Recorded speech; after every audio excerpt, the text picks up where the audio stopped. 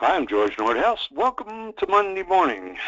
We're going to take a big leap today to a theory or a system, or I'm not quite sure what, but frankly, I'm sure it will tell us, of predictive modeling. I've heard so much about it. And it's coming, and people who are into the underwriting and pricing, as you can see the title, really are up on this, and they're going to be a lot more up on it. But as agents, we really have to understand it too, because that's the way of the future. Frank Pennachio is a guy who's, well, he's been around a long time, been around 25 years or more. He was owned an agency. He now runs Oceanus Partners, excuse me. That's a consulting firm. He's works with a lot of different areas, but workers' compensation is his I don't know if it's was that your major, Frank? Workers' compensation. We call it our flagship offering, George, for reasons that just spent a lot of time working in that space. So we're across the broad spectrum, but certainly leading with workers' compensation is our flagship. Well, all right. Well, let's talk about predictive modeling. I never really came across it until the last year or so, and now I'm kind of wondering, what's your objective? Well, we have a couple of objectives today for your listeners, is to really take on predictive modeling. Now, we're going to take it on in the underwriting and pricing side. There's a lot of predictive modeling that's also going on the claim side. That's a topic for another day, George, but we're going to talk about how insurance companies, individual insurance companies today have the power, and we'll talk about what's precipitated all of this, to essentially use their own predictive models to better select certain risks and to better price those risks. And agents are already seeing the impact of this. They're somewhat befuddled, sometimes aggravated, frustrated, annoyed. They're kicking desks, and we want to help them get out in front of these changes because we're still in the relatively early stages of how predictive modeling at the individual carrier level is being rolled out, but we want to help agents get out in front of it and to help them begin to change their conversations. Yeah, my guess is if I ask 100 agents about predictive modeling, I would get a very high percentage of answering what it is. Well, and they're frustrated because they see sometimes the output of it, and they really don't understand it. So perhaps we can begin that process to help them understand it today. And we're going to start with workers' compensation, George. And because in workers' compensation, we've had this thing for, going back to the 1930s and 40s, known as the experience modification factor, which of course arises out of something called the experience rating plan. And this is an example we're today going to look back in retrospect and call it a crude example of predictive modeling, because the rating bureaus have, and their actuaries, have put together the experience mod. We're going to do a brief review of the experience mod and experience rating just to make sure everybody starts on the same page, and then we'll move into why the impact and the influence of the experience mod is eroding. So is that on track with where you wanted to go, George? Exactly. I need to learn. Okay. Well, let's first just make sure we're all on the same page. We're the National Council of Compensation Insurance, which has jurisdiction over, I think it's 38 states or so. We have the California Rating Bureau, the New York, and a few others. But they're all pretty much in agreement when they suggest that, or when they explain experience rating as using an employer's past experience to project future losses. This is the exact opposite, George, of the mutual fund ads you hear where they say past performance is not an indicator of future performance. Well, with experience rating, what the rating bureaus and the actuaries assert is that past experience is a predictor of future experience. And the idea here is, and the theory behind it is, we want to use individual experience of an individual employer to tailor the cost to that employer, reward the employers that are having better experience, and to charge more if the plan works as described. An employer with a higher experience mod is likely going to have greater losses in the coming policy period, so the carrier needs more money for that.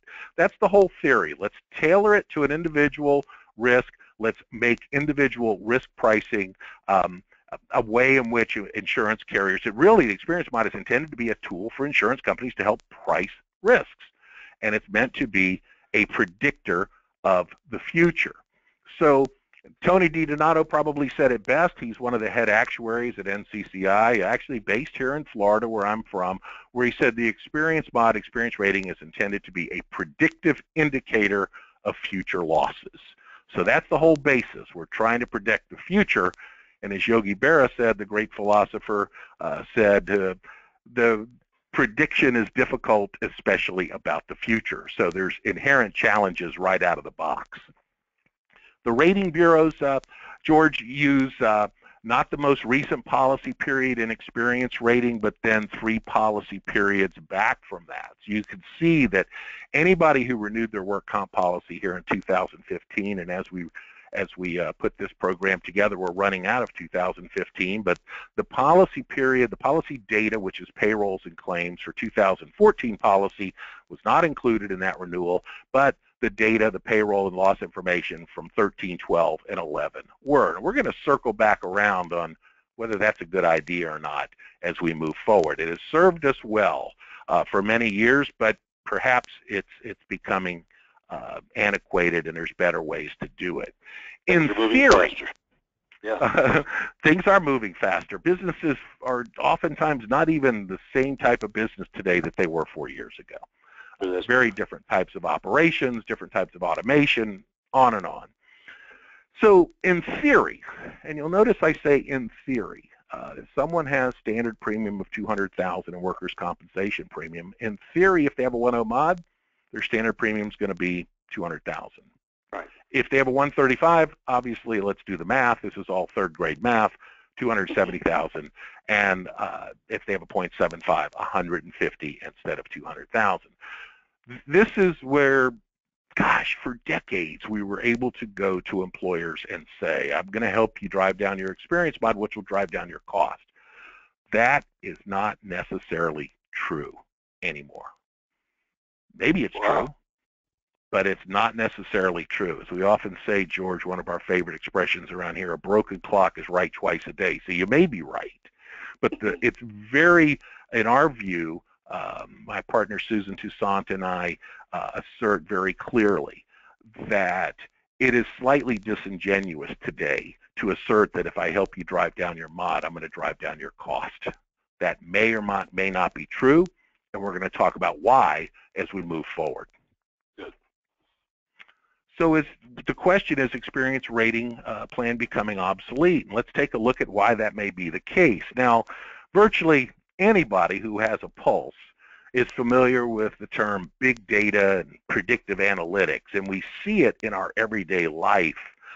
If you're a subscriber to Netflix, if you're on Amazon.com, if you're on Facebook, if you use Google, I mean Airbnb, Uber, you name it, all of these businesses have arisen out of the use of predictive analytics. It's sometimes almost creepy that you go on Amazon.com and because of the last 3 books you bought, they predict that you would like the following 6 books, and doggone it, they're very accurate with that, and they do an incredible job. And Netflix the same way. You've watched this, you're likely going to want to watch this, and they're pretty accurate, and they're using big data analytics. So what we're seeing is that this has come into the insurance industry. Typically, the insurance industry is known as, well, this old, mature business that doesn't change a whole lot.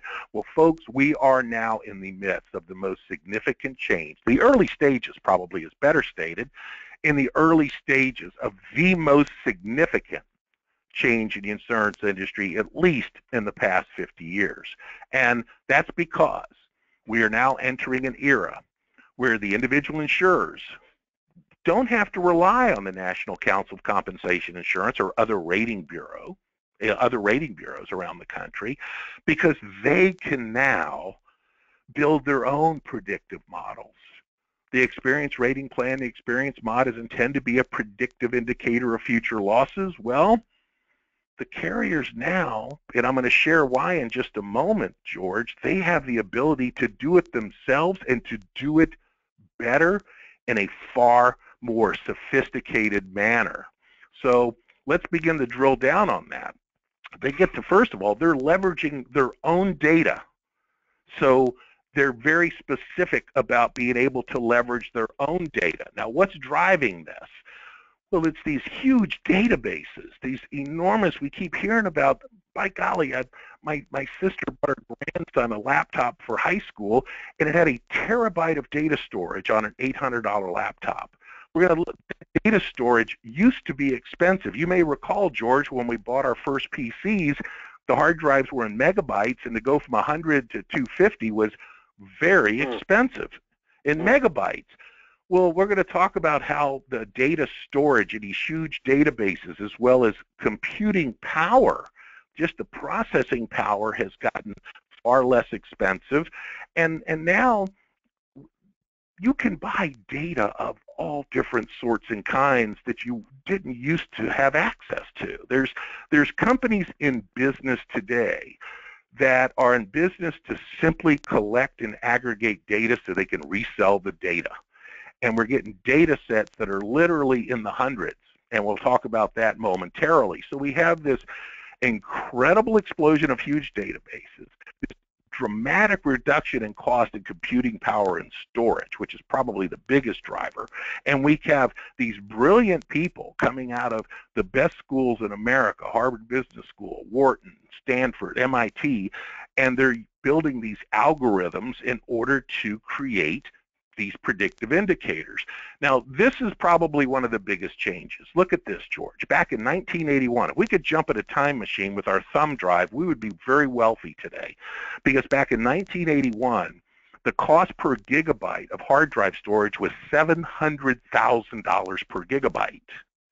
No wonder each individual carrier could not afford to do data mining and data analytics, thus predictive modeling. But as you come down to the spring of 2014 in the lower right-hand corner, it came down to 3 cents, and the latest indicators I'm seeing, it looks like it's about a penny a gigabyte. Unbelievable. From 700,000 to a penny. So certainly back in 1981, you needed the economies of scale of a rating bureau to crunch all this data. Each individual carrier is just too doggone costly. For all practical purposes today, George, data storage is free. Wow. Virtually free. You can't get much below a penny. And you may have even noticed, George, if you're an Amazon Prime member, you probably got an email from them and say, you know what, we'll give you unlimited storage in the cloud for all your pictures and everything you want. Just load it up into the cloud for being a Prime member. It's just because for all practical purposes, it costs them nothing. Cost them nothing to offer you that benefit. So by virtue of having data storage practically be free, and I just kind of reemphasize it on this next slide, we have data sets where an underwriter used to look at 6 to 8 data points, George. Now this particular point comes directly from, I won't mention the name of the huge actuarial firm, but everybody would know him, and I happened to meet him at a conference. And he said, Frank, we underwriters used to have 6 to 8 data points: loss ratio, location, maybe a little bit about management experience, certainly class of business, and a little bit about their operation. They are now using predictive models that have built into them upwards of 600 to 800 data points. Now, don't ask me, George, to tell you all those data points. First, I don't know. Secondly, they're spending millions, if not tens of millions of dollars to build these models, so they're not going to tell everybody what's in the black box. But we do know that a greater amount of data aggregation is coming to the carriers to be used, and I'm going to drill down on what some of that looks like here in just a few moments.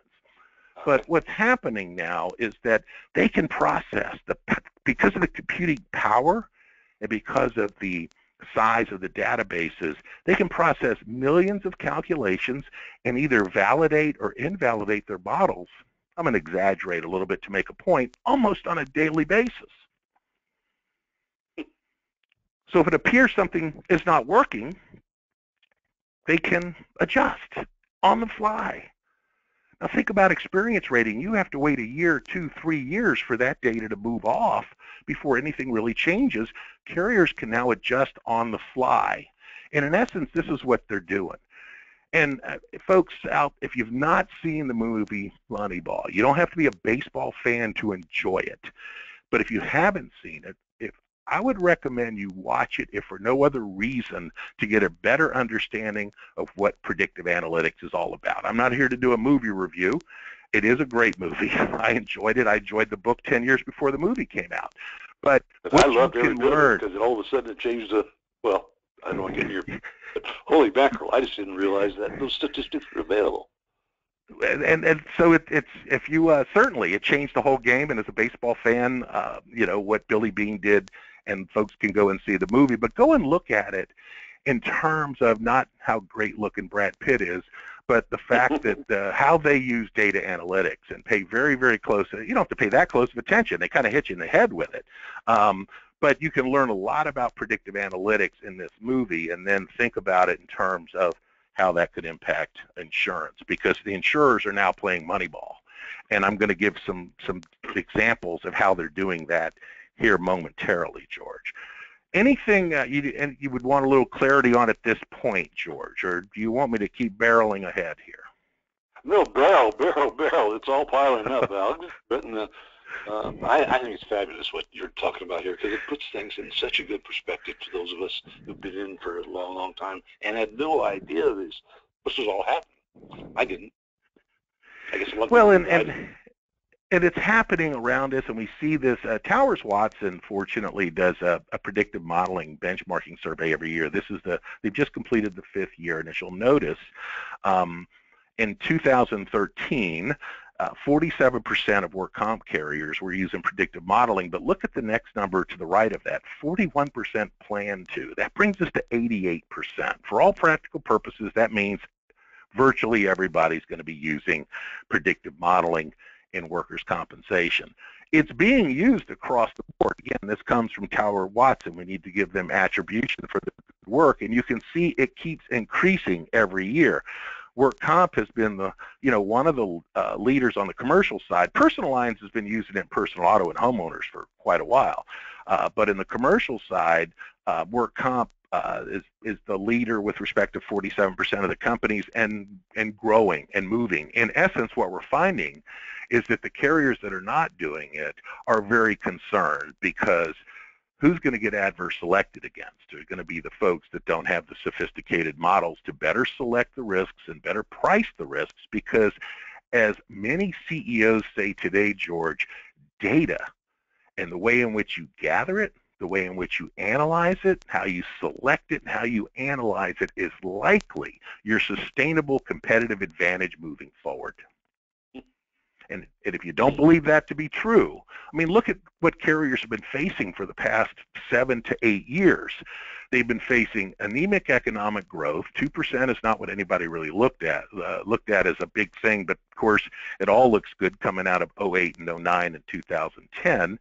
Their interest rates for their investment income have been abysmal.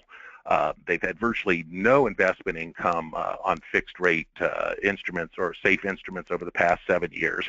So where are they going to compete? They're going to compete by using data analytics to better select the right risks and price them right. And again, I'll give you some examples as to how just a little bit of that's going to get played out. But what we want to share here to the agent and the insurance agency community is, folks, the toothpaste is out of the tube. It's not going back. More and more companies are using this, and we're not suggesting that it's perfect by any means, but this experience rating versus predictive analytics, I'm betting on the side of predictive analytics being the winner. And it's largely because they can handle so much more data, past and present and immediate. In addition, the data can go way beyond what the experience mod data that's used. Experience mods, they use payroll and losses. Sure, they put some other little things in a formula that would just bore everybody to tears to talk about, but they're not really taking into account so many different aspects. What's the legal and medical community like in Miami, Florida versus Tampa, Florida versus Jacksonville, Florida versus Pensacola, Florida? Is it all the same? No, it's not all the same. What about rural areas versus metro areas? We could keep going on down the list, but predictive modeling is far more nimble, far more flexible, They can change on a dime. And what we really want to do is talk to underwriters about changes in operations, and underwriters can use that or other individual risk factors to change the risk even inside a specific class. Let me drill down on some of this, George, so that folks can perhaps really grasp what's going on here. I already mentioned that it's far more responsive. So look at my home state of Florida. Mm-hmm. You go from Key West to Pensacola. There are enormous demographic differences. I'm on the west central part in the Tampa Bay area. Very different environment than Palm Beach, Broward, and Miami down in the southeast coast. That's almost a different country, let alone a different state. And Florida has a lot of rural area. Now we have the rating bureaus sharing with us an advisory loss cost, or a premium rate as it is in Florida. In the experience rating, they give us an expected loss rate per class code. Now think about this. One expected loss rate per class code, George. But let's take a look. As we drill down on that and we thin slice that class code, we have one expected loss rate per class code, but that 8380 class code applies to a franchised auto dealer, a Jiffy Lube, a tire dealer, and a good old-fashioned four-bay garage. Now think about this for a moment. The same expected losses per $100 of payroll apply to the franchised auto dealer technician making $150,000 a year in Miami, Florida, and the Jiffy Lube guy making $8 to $10 an hour standing in a hole all day with his arms above his head, and the tire guy, which is one of the toughest jobs I've ever witnessed, hustling tires on and off of vehicles and on and off balancing machines all day, and a two-bay garage. Now, who's more likely going to want to either avoid getting hurt, work more safely, be better trained, and be motivated to get back to work? The franchised auto dealer technician making 150 grand, or the Jiffy Lube guy making $10 an hour standing in a hole all day with his arms above his head? Hope you're not asking me, because I think it's pretty obvious. Yes, but the expected loss rate does not differentiate between the two. But predictive modeling can differentiate between the two, not only because it's the same class code. Inside that same class code, there are dramatically different activities, dramatically demographics in the area where these operations are based, dramatically different types of people, dramatically different skill levels. I'm not throwing stones at anybody, George. We've just evolved. We just have power and capabilities today that we've never had. And I say we as the collective we, basically insurance carriers. And they're doing very smart things. They're being exceedingly bright about what they're doing. And what all this is leading to is they're pushing through their model and coming up with the price that they want. Then they're backing it into the premium algorithm in the experience mod. Let me say that again, because I think that's a really important point. They're coming up with their price down to lower size accounts, like 25, 30,000 in premium by some carriers. By the way, side note, George, you and I both know this has been done at the $1 million premium level for a long time. What we're really talking about is that what has been done at the $1 million and $2 million premium level is now down in the $20,000, $25,000, $30,000 premium level, because of the power of big, huge database, the virtually free data storage and processing power. So they're essentially coming up with the price and go, okay, let's see what the rating bureaus say the advisory rate is, and let's see what that mod is. We got to back into that. And everybody gets all up in arms. Go ahead, George. I'm sorry. What was that? Thinking about it, when I was thinking back to that Ford thing, it seems to me they would have more divisions within the automobile. I mean, as things go further, more, what was the classifications or different class codes? You would think so, right? I mean, but it takes I don't know how many years to even get a different additional class code added, and even then, it probably will be, by the time they get one added, it'll be somewhat antiquated. And carriers are, because of the free data storage, I call it free. It's for all practical purposes, George, it's free. And because of the computer processing power, and because of these they call them quants, Quants, these brilliant people coming out of these incredible business schools that if they don't go to Wall Street to do data analytics, the insurance industry or the big consulting firms, and we know the names, Milliman, Deloitte, McKinsey, Towers, we don't know what the deal's going to be with Towers, Watson, and Willis as that thing's in flux, but these are brilliant folks. These are very, very intelligent people doing some extraordinary work on behalf of insurance companies. Insurance companies may actually be bringing these quants right on staff as well. Certainly, probably some of the nationals are considering that, if not doing so. But some of the brightest minds in the country are taking this on in the insurance industry and, of course, other industries as well. Well, what does all this mean to an agent that has an experience mod go down, but the net cost or premium either stay the same or go up? You got to be prepared to have that conversation, George, especially if you've been selling to the prospect, which is now your client, for the last 2 to 3 years. Let's get your mod down and your price will go down. The mod could go down 30 points over a 3-year period, and the price may not go down at all because perhaps the underwriter, through the predictive models, had already baked in the cake a 30% lower price 3 years ago. Fascinating. So we have to be prepared today to just look. And George, I will own that I've been training agents now for going on 15 years. I've been an agent.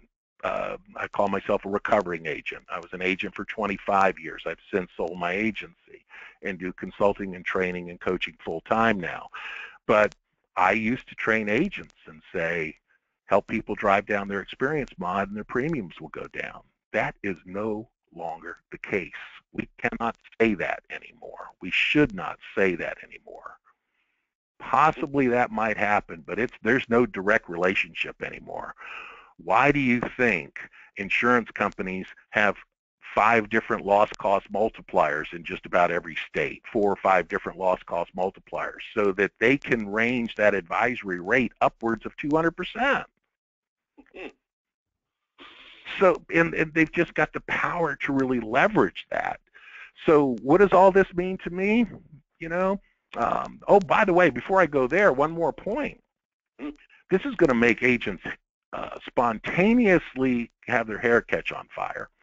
They may actually get a non-renewal or not even offer a quote because maybe the predictive model is given a number that the underwriter just can't get to. Even by, scheduled debits and credits are supposed to be fine-tuning mechanisms, but they go to their biggest loss cost multiplier, they adjust with their scheduled credits, in this case it'd probably be scheduled debits, and they go, I just can't even get to the price I need to get to that my model says, and they non-renew an account that, maybe seems like it's marginal, but not a dead dog loser to get non-renewed, or maybe not even be offered a proposal, a quote at all, because the underwriter can't get to the price they need to get to. What does all this mean? Agents have to change the conversation. Get out in front, start having different conversations with employers, and stop saying we're going to help to drive your mod down and that's going to drive your premium down. It may or it may not, and more cases than not, it's having less and less relevance for the reasons that I've mentioned. So we have to establish much better benchmarks. We have to craft a story and talk about, look, employers are smart people. They see this happening all around them. They're on Amazon.com. They're on Netflix. They use Google and Facebook. Let's talk about how it's influencing the insurance industry. And let's talk about how data analytics are changing the way in which an employer needs to look at buying insurance and managing risk. Because I can assure you of this, George, the predictive models do not reward constant bidding and quoting. I don't have to be an MIT or a Wharton School graduate to know that changing carriers and bidding and quoting every year is not going to be looked favorably upon from the predictive models. And nobody has let me look inside the black box, but I've had some conversations, and certainly that is the case among many other things that employers demand agents do and that agents do that is actually hurting them in a data analytical world, not helping them. We're really talking about this is if there was a commoditization. I don't know you feel there is in workers' comp, and as these various organizations go on the internet with the commercial lines customer things, not like the Geico's, et cetera, this could remove commoditization. There's just no way that I don't see automatically that commoditizer can understand all this, compete with it. I mean, you got to have somebody there doing it, I would think. I don't know. Am I right or wrong? I mean, it's just... Well, I think you're going to find that in the very, very small stuff, which I don't believe agents should be in anyhow.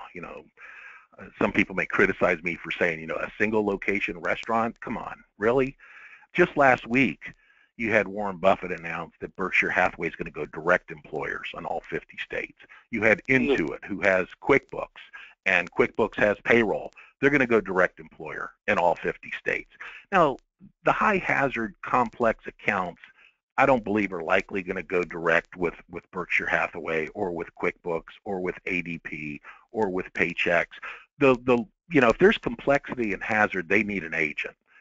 But folks, agents need to ask themselves the question, if there's not complexity or high hazard here, and it's a very low risk, look, a flower shop, a single location restaurant, a single location hardware or food store, there's not a lot of complexity there. There's a lot of frequency with very little severity, and I don't know that agents have a fit for that. It's kind of like the difference between a travel agent that's going to book you a trip to have a camping trip in the shadow of the pyramids versus hopping a flight to New York.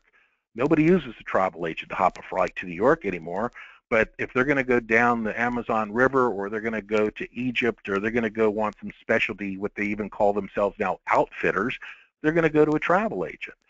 We believe at Oceanus Partners that agents must differentiate by going upstream, higher hazard, larger accounts, more at risk, and greater complexity, because what we see happening, who would have thought even a year ago that $500 million would be invested by a private equity firm to go and take out group health policies, and they're already at $1 billion in premium in just over a year, and that company's called Zenefits.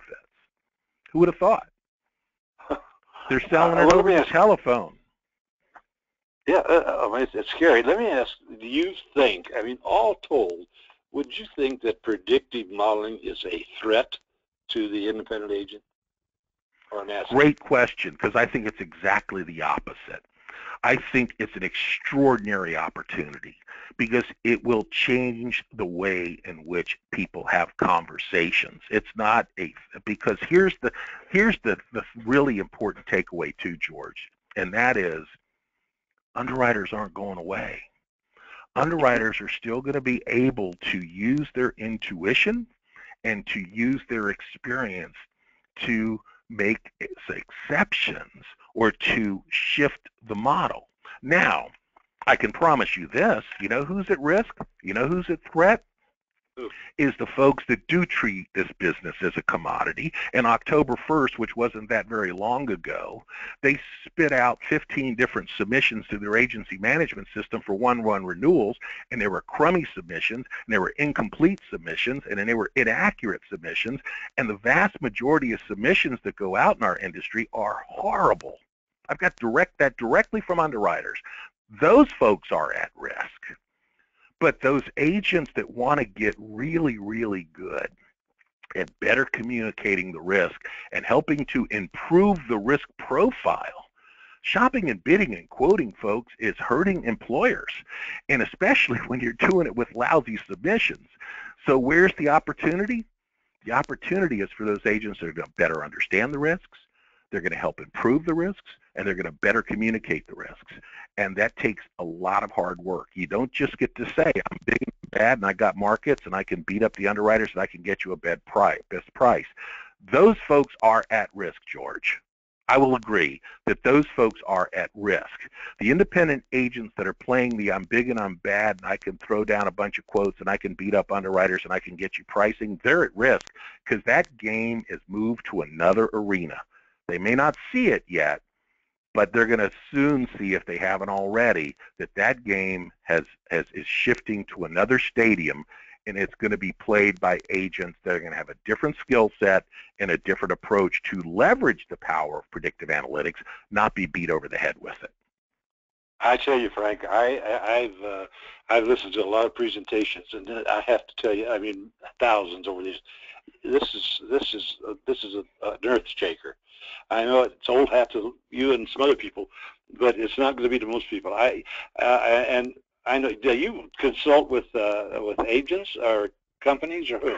Yes, our primary clients are insurance agencies. We help them to attract the right fit prospects to get in there and have those first meetings, which is more difficult today than ever, George, because everybody's so overwhelmed and distracted and time starved. And to have the kinds of conversations that illuminate to employers, there's a whole different thing going on out here. And if you're not aware of it, your business is at risk. Sometimes, George, I think what we find, and we work with agents from California to Massachusetts, all across the country, and it's a great privilege and fun and honor to work with agents.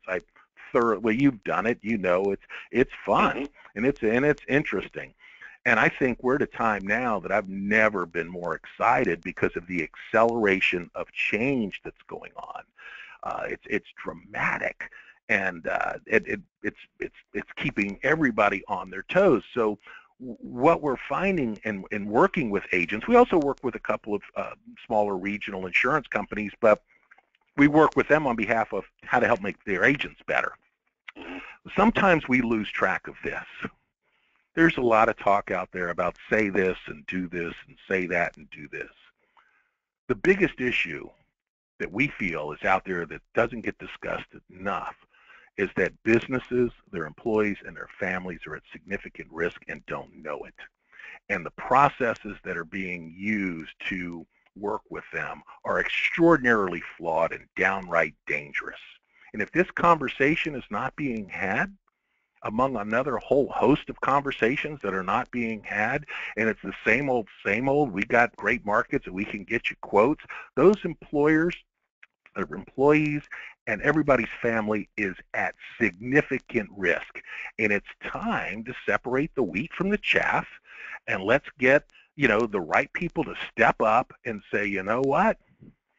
Employers are doing it wrong and we're leading them down a wrong path. The world has changed. Think of every other industry where there was an intermediary that has been disrupted.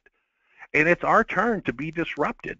But to go back to that very powerful, simple question that you asked, does predictive analytics and predictive modeling put agents at risk, or does it not put them at risk? And very clearly, if you're playing the old game, you're at risk.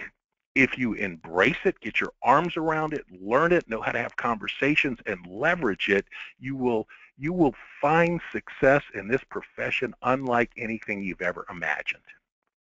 Oh man, that's a beautiful, beautiful ending, Frank. I thank you. Yeah, I feel so lucky because you came to us and you listened to Monday morning and you said, "Hey, I know what they need," and you came to us right out of the clear blue sky. You and I have never really met personally, and I feel so privileged to have you. And as you talk there, I'm just thinking down the line, we're going to have you do this, we're going to have you do that, if you will, because boy, you're a dynamo, and I really greatly appreciate that. And so we'll get this job. This goes out now, Frank, to over 100,000 people every week, if you can imagine. That's the biggest mailing list, I guess, in the industry, so as far as I know.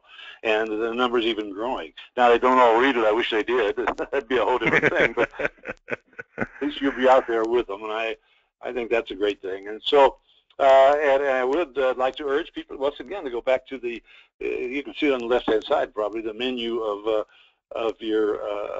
all the things that are on Monday Morning now, and of course on Agencies Online, and go back to the basics too, because that's another good thing. But we'll talk about that later. But look at it, feel it, taste it. Frank, great job. I'm looking forward to our future together. How's that? I look forward to it, George. I've been a fan of yours. I know we are not personal friends, but certainly I've known your work for a long time, and it's an honor and a real privilege to have a conversation with you, and look forward to another one coming up down the road. Oh, absolutely. And for the rest of you, I'll see you again next